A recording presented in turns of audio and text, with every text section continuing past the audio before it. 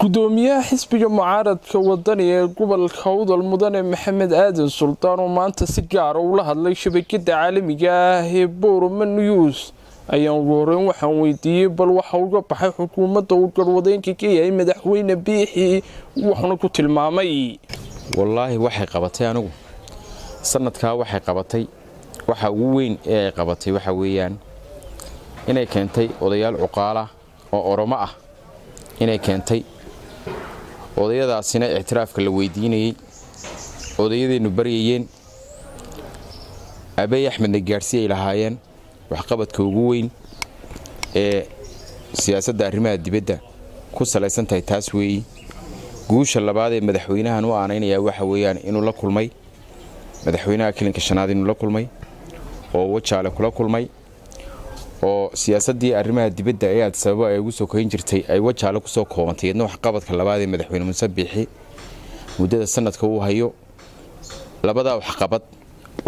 qabad ee siyaasadda arrimaha dibadda arrimaha gudaha markaan soo noqdo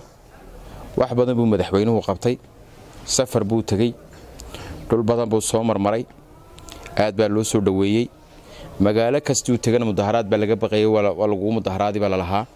wax qabadka arrimaha gudaha waxa wax dhaafsan ma arag sanadka uu joogay madaxweynuhu hadalka wasiirka arrimaha gudaha Maxamed Kaahin ka soo yeedhay ee ah dawlad maaha hadayna mucaarad kirin hadalkaasi ka mucaarad ahaan maxad kale niyow suldaankayga Suldaan Abubakar Cilmi Wabar baa hadaladiisa iyo khudbadiisa waxa kamid ahaa dawladda Hargeysa joogtay Soomaaliland hadalka ama qof markuu wax ka cabanayo ma dhageysatay qurigay maqashaa Maxamed Kaahin waxa filayaa Maxamed de maalin kasta waanu hadlaynaa inta waanu hadlaynaa wax khaldan ma ka hadlaynaa ma maqalba Maxamed de mala Maxamed wadan quri ridaad maqli lahaydi baad maqlaysid mala hadalkayga iyo waxa aan leenahay ma maqlay wasiirka dakhliga ma filayaan ugu dambeyn gudoomiyaha xisbiga mucaaradka wadani ee gobolka Awdal Mudane Maxamed Aadan Sultaan miisaaniyadii baa la ansixiyay gobolka Awdalna wax la leeyahay miisaaniyad waxba kuma jirto labadii sano uu dambeeyay miisaaniyadaasi ee gobolka Awdal iyo la leeyahay gobolku sibuu u xidhxidhay oo dhinacii horumarka gobolada kale wali muu gaadhin oo wada arkay riboodkii arrimahaas gobolkii ka taagan bilaa airport yahay goboladan kale oo la sinayn ka waraniyada taa miisaaniyada aad ii sheegaysid weydiisay sanadkan miisaaniyadu ugu horreeyay miisaaniyadu 20 sano soo socotay iyo ka badan sanadkan waxa ugu jira deyr xayndaab baa waa deyr meel jaamacada lagu wareejinayo ugu jira wax kale ugu jiro maanta ku arkay ma jiro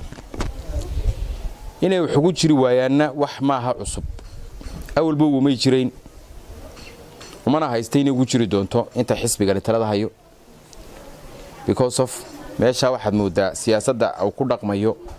argoosi waa ka muuqda gobolkan Awdal gobolkii looga codeeyay ma ahayn 41 oo qof baa u codeysay xisbiga aan maanta gudoomiyaha ka ahay ee wadani in miisaaniyada lagu soo dari waayay wax cusub ma waa kayna argoosi bay kamid tahay wadad laga argoosanayo oo codkoogii laga argoosanayo iyaguna isku haysta inay dhamaadeen hadalkii iyo xiniftii iyo propagandkii iyo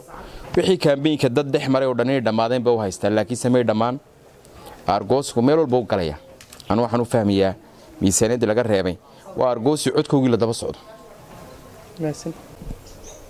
waa Cabdirasaaq Cumar Micaadowliyo wararka shabakada caalamiga ah ee Boorama News Boorama